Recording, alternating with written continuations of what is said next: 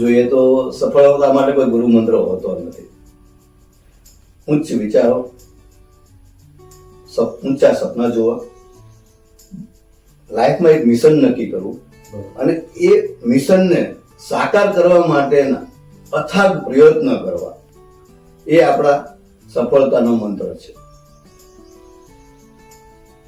કોઈ પણ કામ આપણે જે ફિલ્ડમાં કરી રહ્યા છીએ એ કામમાં પૂરેપૂરી ડિસિપ્લિનથી કામ કરીએ.